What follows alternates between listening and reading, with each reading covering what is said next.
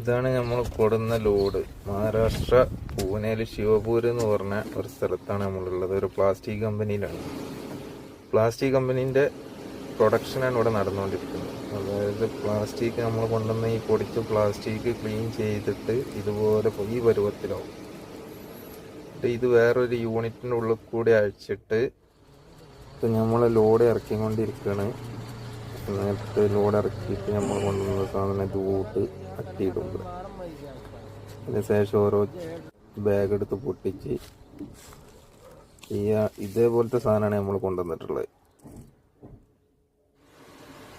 ഇതുപോലെ ഒരു യൂണിറ്റിൽ ഇടും. ആ യൂണിറ്റിൽ നിന്ന് ഓവർ ഹീറ്റ് കൊടുത്തിട്ട് അത് ഇതുപോലെ ഒരു കയർ പരുവത്തിൽ വേറൊരു മെഷീനിൻ്റെ ഉള്ളിലേക്ക് കൊണ്ടുപോകും. അതൊക്കെ ഓട്ടോമാറ്റിക്കാണ്. ഈ ചൂടിനെ കുറക്കാൻ വേണ്ടിയിട്ടാണ് ഈ കയറ് പോലുള്ള ഈ സാധനമായി വരുന്നത്. ഒരു വെള്ളത്തിൻ്റെ ഈ ടാങ്കിൻ്റെ ഉള്ളിൽ കൂടി കൊണ്ടുപോകണത്. അതിന് ശേഷം ഇത് കട്ട് ചെയ്തിട്ട് ഇതുപോലെ റൈസ് പരുവത്തിലോ നമ്മൾ അരി ഓരോ പരിപ്പ് പോലെ ആയിപ്പോവും. ഇതാണ് സാധനം. ഇങ്ങനെ ആവുക. ഇതാണ് കൊണ്ടുപോയിട്ട് ഡോള്, ബക്കറ്റ്, എല്ലാ സാധനങ്ങളും ഉണ്ടാക്കുന്നത്. കൂടുതലായിട്ട് ഇത് യൂസ് ചെയ്യുന്നത് കാർട്ടൂൺ ഉണ്ടാക്കാൻ വേണ്ടിയിട്ടാണ്.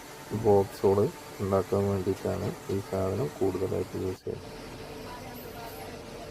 ഇതിൻ്റെ ഫിൽറ്റർ മാറ്റുന്ന ഒരു പ്രോസസ്സിങ് ആണ് നടക്കുന്നത്. അത് കാരണം അവിടെ ഒരു കട്ടാക്കിയിരുന്നത്. അപ്പോൾ രണ്ടാമത് കുറച്ചും കൂടി സൈസ് കൂടുതലുള്ള സാധനമാണ് ഇപ്പോൾ ഉണ്ടാക്കിക്കൊണ്ടിരിക്കുന്നത്.